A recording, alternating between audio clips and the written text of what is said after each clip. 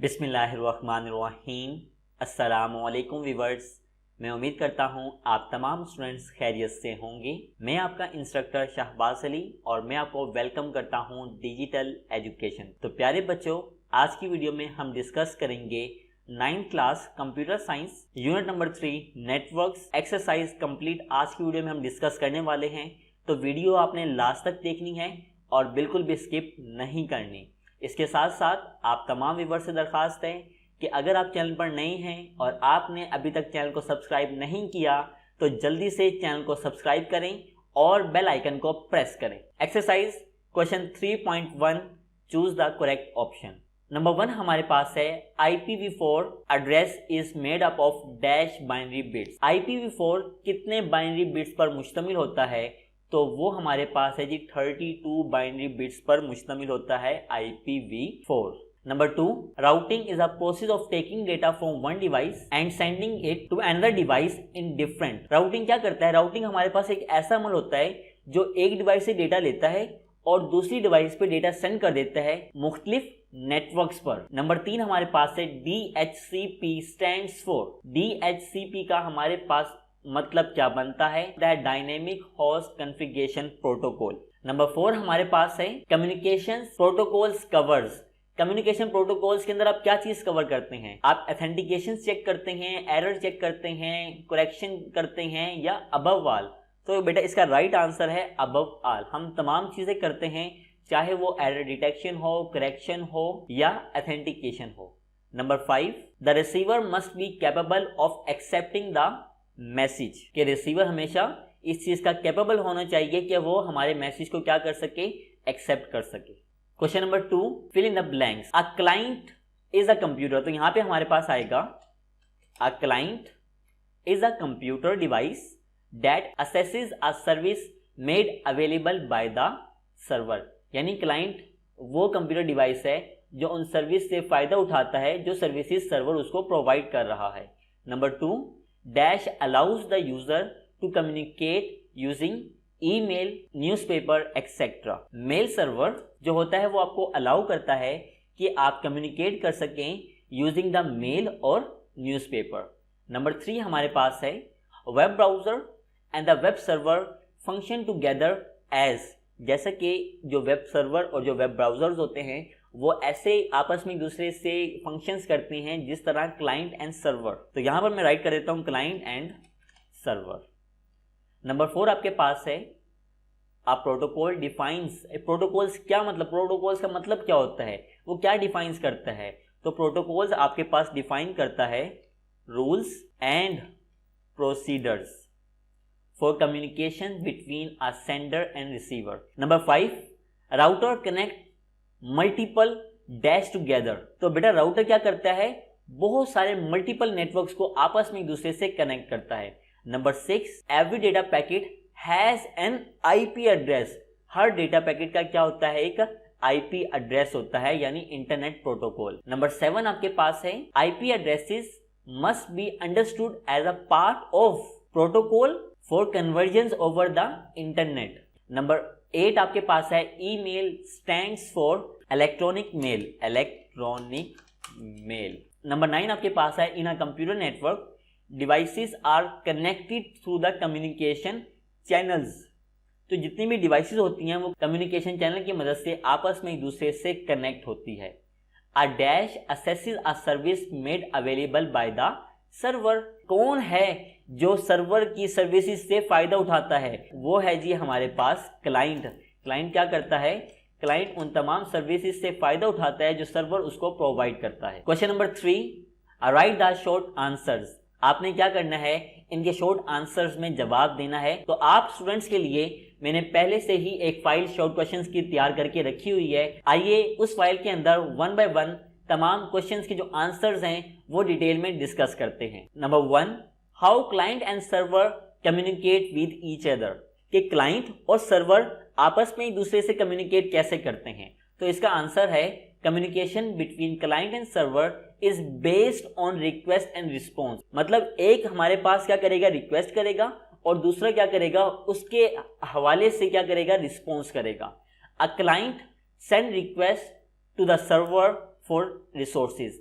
Client क्या करता है, सर्वर से रिक्वेस्ट करता है रिसोर्सेज के लिए। वो रिसोर्सेज आपके पास क्या हो सकता है, प्रिंटर भी हो सकता है, स्कैनर भी हो सकता है और डिफरेंट डिवाइसेस हो सकती हैं।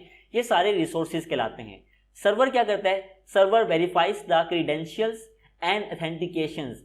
सर्वर पहले तस्दीक करता है कि आया मैंने सर्विसेज देनी है या सर्विसेज नहीं देनी है। वो इस चीज़ की तस्दीक करता है कि वो जो डिवाइस मुझसे सर्विसेज मांग रही है वो ऑथेंटिकेट है। अगर वो ऑथेंटिकेट होती है तो फिर क्या करता है server, provides requested resource to the client. वो तमाम वो रिसोर्सेज जो क्लाइंट को चाहिए होता है वो उसको प्रोवाइड कर देता है। Number 2, what are the main components of the communication. Component of communication हमने बताना है कि कौन कौन से होते हैं। A data communication system consist of hardware and software to transfer data from one place to another place. Data communication basically मुश्तमिल होता है हार्डवेयर और सॉफ्टवेयर के ऊपर जो ट्रांसफर करता है डेटा को एक जगह से दूसरी जगह पर। जो इसके मेन कंपोनेंट्स हैं वो आप देख सकते हैं। Different components of data communication system are as follow. तो हमारे पास वो कंपोनेंट हैं sender, receiver, message, protocol, transmission medium. Number 3, how telephone addressing relate with the network addressing. यानी टेलीफोन एड्रेसिंग नेटवर्क एड्रेसिंग से कैसे रिलेट करती है, क्या इनमें आपस में एक जैसी चीज है। IP address act as a telephone number. IP address क्या है, एक टेलीफोन नंबर की तरह होता है। Suppose a user need to call another person, that telephone number is required to make the call. फर्ज करें कि एक शख्स कॉल करना चाहता है किसी अपने दोस्त को, तो उसको कॉल करने के लिए सबसे पहले उसका के पास क्या होना चाहिए, फोन नंबर होना चाहिए। Similarly, ऐसे ही a device uses the IP address of the other device to communicate with it। Internet की दुनिया में भी ऐसे ही जब एक डिवाइस दूसरी डिवाइस से कम्युनिकेट करना चाहती है तो उसको क्या चाहिए, उसका IP एड्रेस चाहिए। Number 4, what is the difference between static and the dynamic IP? Static IP address is a type of IP address that the same every time the device is connected to the internet। हमारे पास एक ऐसी device जिसका IP address change ना हो जब भी internet से connect किया जाता है, जबकि dynamic address is a type of IP address that assigned each time the device is connected to the internet. जबकि डायनेमिक क्या होता है, जब भी हमारी डिवाइस इंटरनेट से कनेक्ट होती है और हमें हर दफा एक नया आईपी एड्रेस मिलता है तो इस वाले एड्रेस को बोलते हैं dynamic IP address. Number 5, define communication channel. Answer, medium is the path that connected sender and receiver। यानी मीडियम एक ऐसा पाथ है जो सेंडर और रिसीवर को आपस में कनेक्ट करता है। It uses to transmit data, या हम इस्तेमाल करते हैं डेटा ट्रांसमिट करने के लिए इसका इस्तेमाल किया जाता है। It is also called communication channel। It can be copper wire। ये क्या हो सकता है, ये पाथ जो आपका है ये कॉपर वायर भी हो सकता है, फाइबर ऑप्टिक्स केबल भी हो सकती है और माइक्रोवेव्स भी हो सकते हैं एक्सेट्रा। नंबर 6 आपके पास है describe the working of web browser. कि वेब ब्राउजर कैसे काम करता है आपने इसको बताना है। Web browser are used to access world wide web. Web browser का हम इस्तेमाल करते हैं ताकि हम इंटरनेट पर डिफरेंट वेबसाइट तक रसाई हासिल कर सकें। Web browser and the web server function together as a client server system.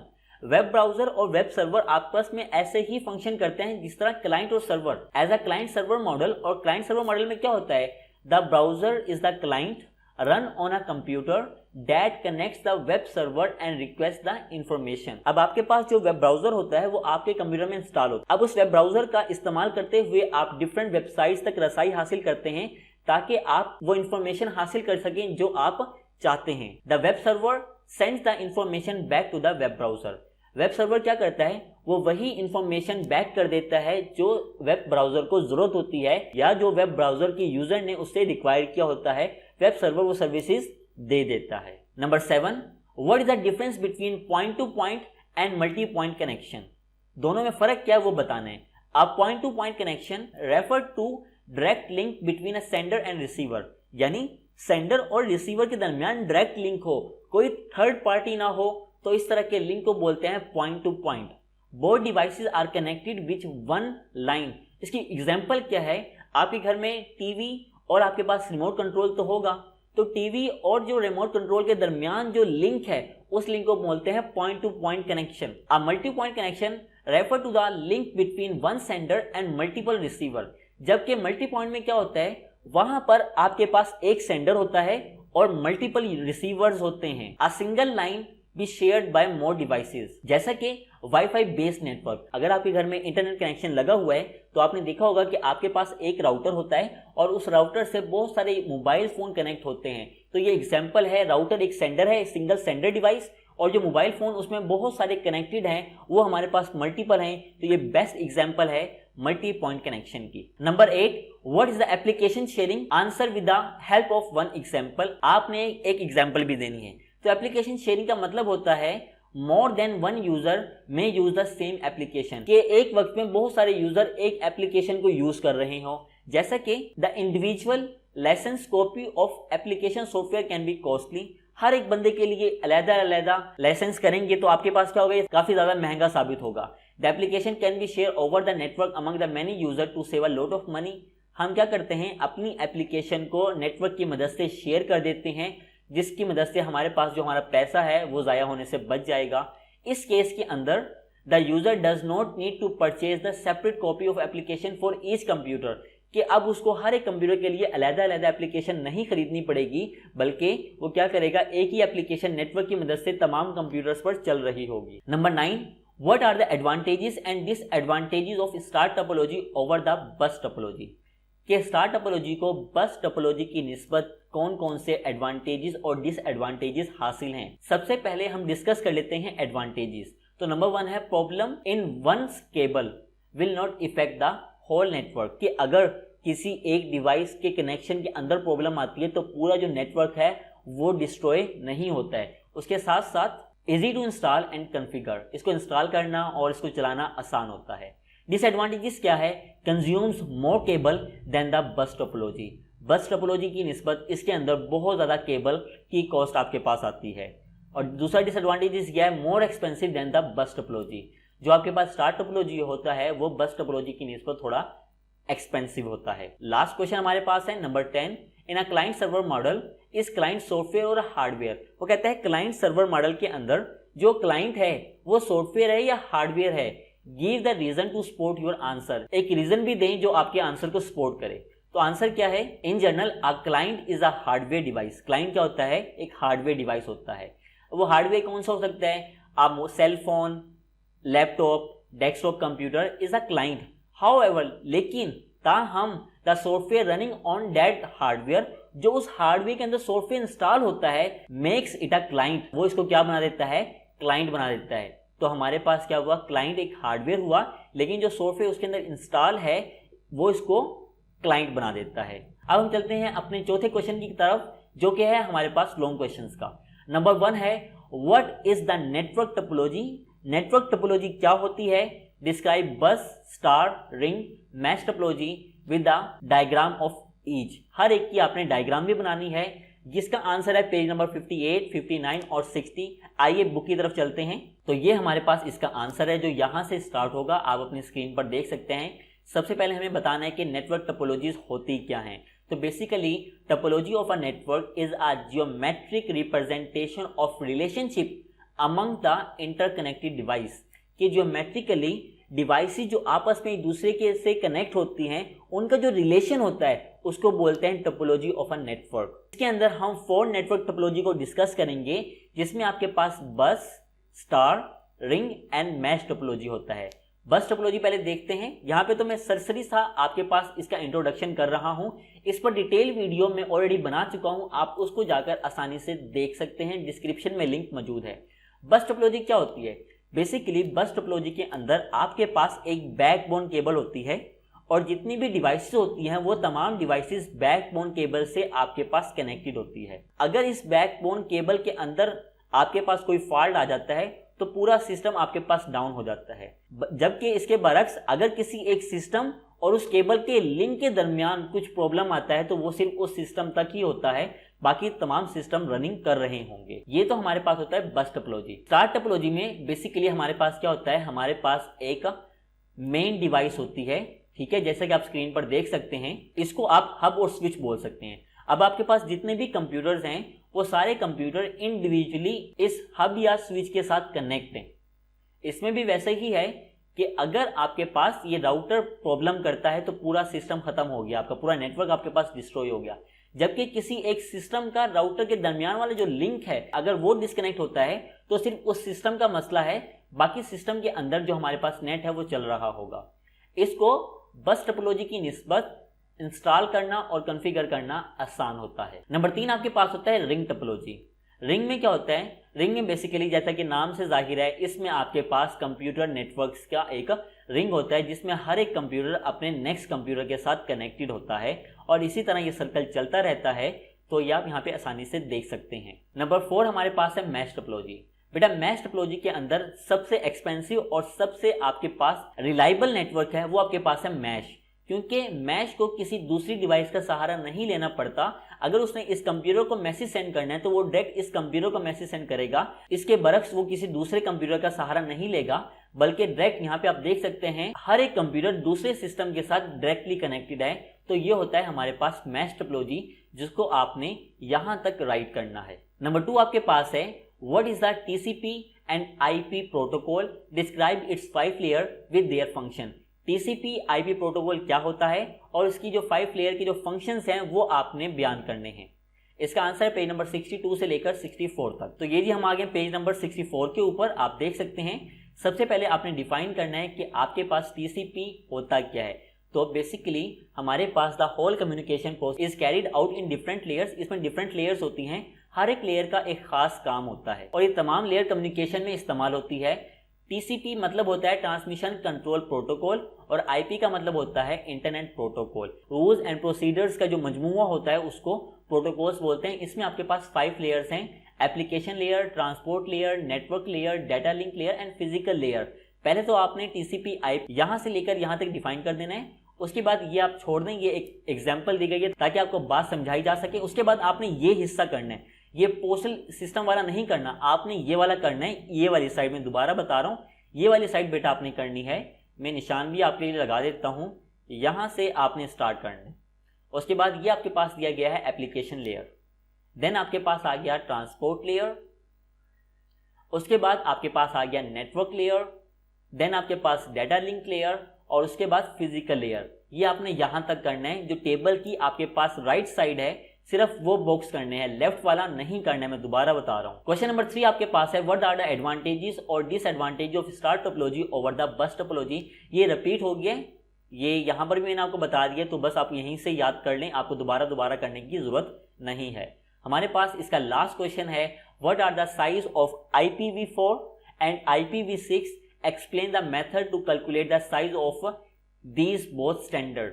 आपने वो मेथड भी बताना है जिसकी मदद से आप इसको क्या करते हैं, कैलकुलेट करते हैं इसका साइज। इसका आंसर मिलेगा आपको पेज नंबर 67 पर। तो बेटा हम आ गए पेज नंबर 67 पर। आपने ये यहाँ से स्टार्ट करना है, यहाँ पे मैं निशान लगा देता हूँ, यहाँ से स्टार्ट करना है और यहाँ तक आपने करना है ताकि आपके पास जो नंबर कटने के चांसेस हैं वो ना हो सकें। कुछ MCQs हैं जो यहाँ से बन सकते हैं, मैं निशान लगा देता हूँ। ये MCQs बन सकते हैं आपके पास, देन आपके पास ये MCQs बन सकता है और ये भी आपके पास एक MCQs बन सकता है। इसको आपने देख लेना है। यहाँ पे हम सबसे पहले तो बताएंगे कि आईपी एड्रेस होता क्या है। आईपी एड्रेस का मतलब होता है इंटरनेट प्रोटोकॉल और ये एक यूनिक आइडेंटिफायर होता है। हर डिवाइसेस को हम इसकी मदद से रिकॉग्नाइज कर सकते हैं। यानी अगर हमारे पास एक नेटवर्क है, डिफरेंट डिवाइसेस आपस में दूसरे से कनेक्टेड हैं, तो हर एक डिवाइस का एक आईपी एड्रेस होगा और जो आईपी एड्रेस असाइन किए गए हैं dynamic host configuration protocol server की मदद से। इसमें आपके पास 2 स्टैंडर्ड होते हैं, एक आपके पास IPv6 होता है और दूसरा आपके पास IPv4 होता है। ये आपके पास एग्जाम्पल है IPv4 की और ये आपके पास एग्जाम्पल है IPv6 की। बेसिकली हमारे पास स्टार्ट में IPv4 ही हुआ करता था। IPv4 के अंदर आपके पास 4 ग्रुप होते हैं और हर एक ग्रुप को हमने सेपरेट किया हुआ है डॉट की मदद से और हर एक जो ग्रुप है उसकी मैक्सिमम वैल्यू होती है 0 से लेकर 255 तक। जिस तरह हम चैप्टर नंबर 2 में डिटेल में डिस्कस कर चुके हैं, 255 की बाइनरी वैल्यू आप देख सकते हैं ये बनती है और इसके अंदर आपके पास टोटल 32 बिट्स होते हैं जो आपको रिक्वायर होते हैं पूरा कंप्लीट IPv4 एड्रेस स्टोर करने के लिए। IPv4 एड्रेस कम पड़ रहे थे तो उसको मद्देनजर रखते हुए हमने एक नया एड्रेस इंट्रोड्यूस करवाया जो कि हमारे पास कहलाता है IPv6। इसके अंदर बेटा आपके पास टोटल जो बिट्स होते हैं वो 128 बिट्स होते हैं और इसके अंदर आपके पास 8 ग्रुप होते हैं। हर एक ग्रुप को कोलन की मदद से सेपरेट किया जाता है। हर एक ग्रुप आपके पास 4 हेक्साडेसिमल डिजिट्स पर मुश्तमिल होता है। एक ग्रुप को स्टोर करने के लिए आपको 4 बिट्स की जरूरत होती है। ये सारी डिटेल यहाँ पे लिखी हुई है, आप इसको अच्छे से पढ़ सकते हैं। ये हमारे पास आंसर था हमारे लास्ट क्वेश्चंस का। तो बेटा ये थी हमारी आज की वीडियो, जिसमें मैंने आप तमाम प्यारे स्टूडेंट के साथ डिस्कस किया 9th कंप्यूटर चैप्टर नंबर 3 की मुकम्मल एक्सरसाइज। मैं उम्मीद करता हूं कि मेरी आज की वीडियो आपको पसंद आई होगी। अगर आपको मेरी आज की वीडियो पसंद आई है और इस वीडियो से आपकी हेल्प हुई है तो वीडियो को लाइक करें, अपने तमाम फ्रेंड्स के साथ इसको शेयर करें। मुझे अपनी दुआओं में याद रखिएगा। मेरी अगली वीडियो तक के लिए अल्लाह हाफिज, टेक केयर।